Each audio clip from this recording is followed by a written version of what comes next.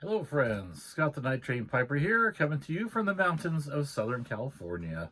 It's a Thursday, and it's sprinkling and raining outside. Common thing this winter. No snow, lots of rain, at least for California.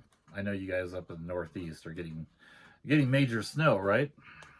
Lake effect snow, ice, snow effect snow, all this. So we usually get some snow by this time, but we have had none to speak of. We've had sprinklings. Now, we may be getting some tomorrow. Anyhow, I am here tonight to talk about hydration of dried tobacco. And I am smoking my Cocard pipe.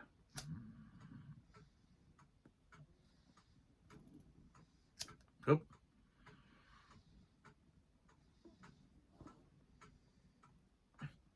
And the blend I have in here is one made by Saw Dog Piper.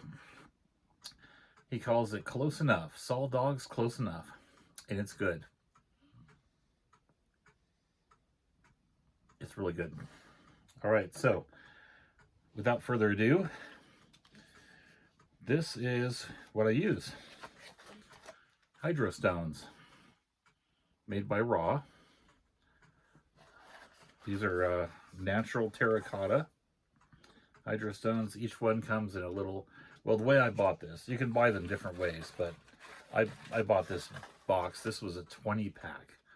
All right, and I think it cost around 20 bucks. So it was 20 of these individual little boxes, obviously for retail sale, but you can buy this for 20 bucks. And I just wanted to have a lot of them on hand. I think I got this maybe cheaper than 20 bucks. I don't know, 10, something like that on eBay. So as you can see, you open it up and it just slides open, and here's your little stone. It's just a round piece of terracotta. It says Raw on it. Purest natural fibers, maybe, I don't know. So anyhow, it's basically like pottery.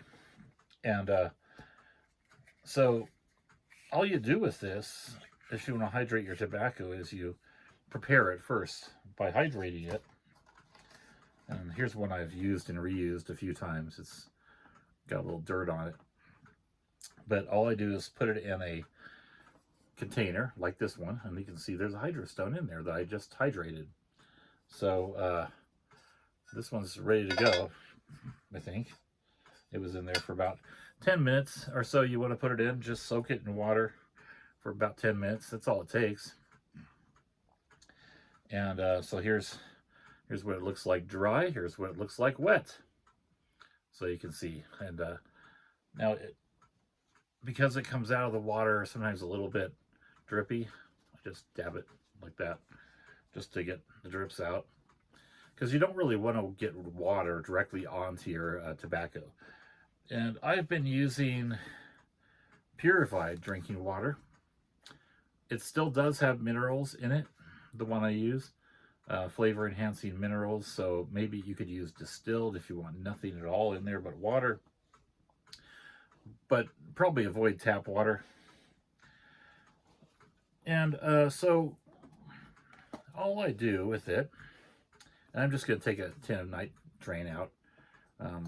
It's not super dry, but I'm just doing this for demonstration purposes. So in most of these tobacco tins, there's a little puck like this, and then the tobacco. So the puck goes on there. I save these pucks, at least some of them, because when you want to put the hydrostone in, you don't want it directly on the tobacco. That can cause mold. So I just put it on top of the puck, and the tobacco's underneath it. And then I just seal this up. Now you could do the same thing in a jar if you needed to. I do jar my tobacco, but I smoke a lot out of tins. This tin has been sitting here.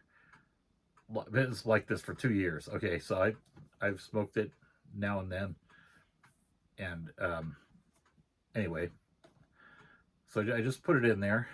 Now just let it sit and come back to it. Probably, I found that this method takes a couple of days.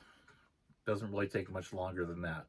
Now, if it's really super, super dry, it might not quite be ready, but 2 days is about when you want to check it, because the moisture coming out of the stone, it'll just permeate in the tin, and it'll hydrate your tobacco to the maximum extent it can. However much water was held in here is going to go into your tobacco that way. And it works really effectively, I found.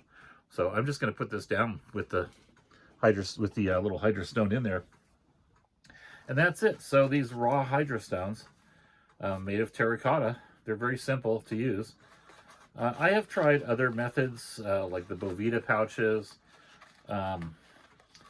I've even tried, back when I was first starting as a piper, I put apple slices in my tobacco, and then I've tried, actually I used to do something